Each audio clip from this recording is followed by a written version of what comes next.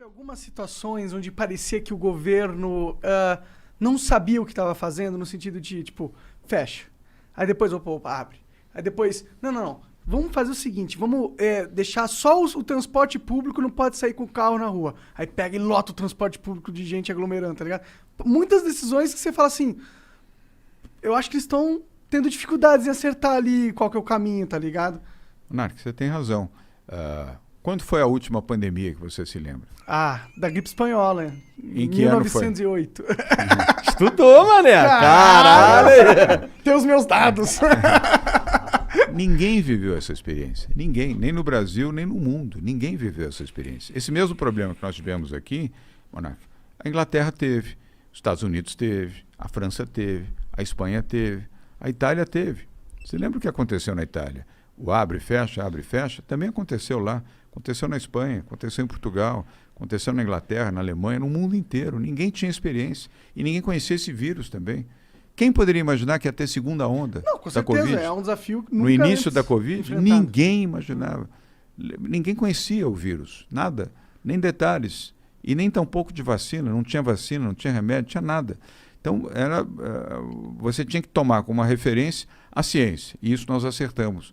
Porque ao invés de eu ficar chutando, ou colocando ideologia, ou o que eu penso, ou deixo de pensar, eu fiz já no primeiro dia, o primeiro caso de Covid no Brasil foi em São Paulo. Foi um empresário que foi para Milão, chegou logo depois do carnaval, ou durante o carnaval, e no dia 28 de fevereiro foi testado positivo no Hospital Albert Einstein. Eu recebi essa informação às 10h30 da manhã. A primeira pessoa testada positiva. Já tinha Covid na Europa, tinha Covid na China, e estava começando a Covid nos Estados Unidos. 28 de fevereiro, quarta-feira de cinzas. Naquele mesmo dia à tarde, nós já tínhamos montado o centro de contingência do Covid-19, com 10 médicos. Hoje tem 21, funciona até hoje. E o Davi Wipp foi o primeiro presidente a quem eu recorri, porque médico infectologista é meu amigo. Eu liguei para o Davi, vamos fazer bravo, competente. Eu liguei, Davi, vamos fazer um comitê, eu preciso de orientação para lidar com isso, porque se teve o primeiro, estou vendo o que aconteceu na Espanha, na Itália, Portugal, vai expandir isso aqui. E ele falou, vai expandir. E aí montamos o centro de contingência. E desde o início, Monark, nós seguimos a orientação desses médicos, desses especialistas. Graças a Deus.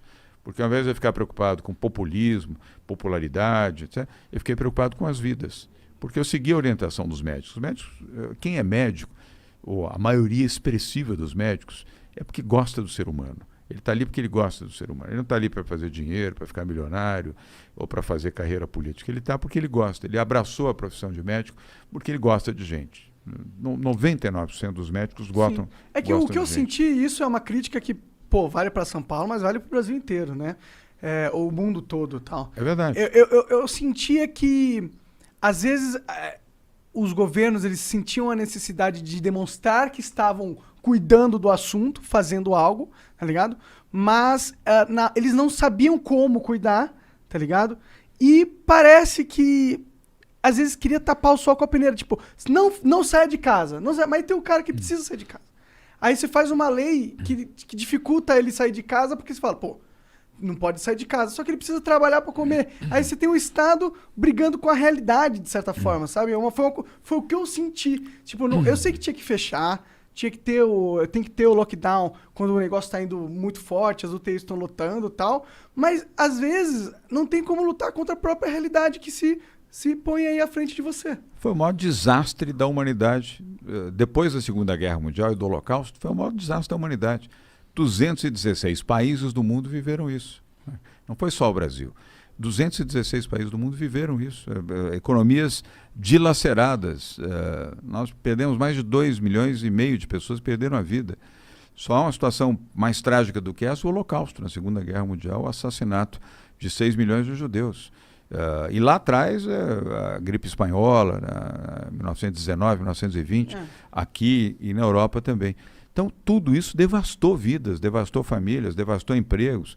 O Brasil dobrou o número de desempregados, dobrou o número de pessoas em situação de miséria, de pobreza, extrema pobreza, um desastre completo, crianças que não foram à escola, enfim. Mas tudo isso foi fruto da pandemia, né? Fruto da Covid, não foi de uma decisão do governador ou do prefeito, foi uma circunstância triste, dura, difícil, e graças a Deus, deixa eu bater aqui, estamos superando, porque queda no número de infecções, queda de casos, portanto, queda de internações, queda de leitos de UTI, e estamos flexibilizando, agora começando a voltar gradualmente, de forma segura, Igor, à normalidade. As UTIs aqui em São Paulo estão num nível seguro? Menos de 50%.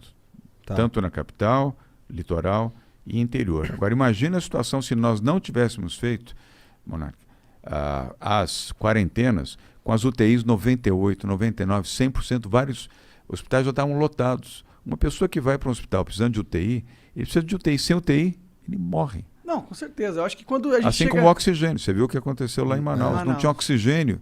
Pessoas morrendo em casa, morrendo em carro, morrendo na porta de hospital, porque não tinha a situação. Parece coisa de filme. Sim, é terror. Foi uma triste realidade. Horrível, foi uma triste realidade. Imagine se aqui nós não tivéssemos feito esse cuidado. Que é muito maior. De, olha, né? fiquem em casa, usem máscara, façam o trabalho virtual, porque se uma pessoa chegasse no hospital, com o hospital lotado de UTI, sem o respirador, a sua vida ia durar mais 1 hora. Na segunda hora você estaria morto. Foram Sem muitas contar vidas os caras salvas. que já iriam para UTI e nem era de corona. Eu acho que quando chega fora os nesse... outros com morbidade, as outras pessoas doentes, que tinham que ter o atendimento também. Você não pode impedir alguém que está, enfim, com um infarto, dizer, não, aqui você não pode, só vai ficar quem tem Covid. Você tinha que, na UTI, você tinha que fazer esse atendimento. Nós não tivemos. E como o Monarca falou, a situação entre a morte e a morte, ou entre o mínimo da possibilidade de viver e a morte. É o que você falou. 2019 foi um ano maravilhoso, não teve Covid, tivemos tudo de bom aqui em São Paulo, crescimento econômico, geração de emprego, geração de oportunidade, tudo, pá! Veio a pandemia em março, mudou a história de São Paulo, mudou a história do Brasil, mudou a história do mundo.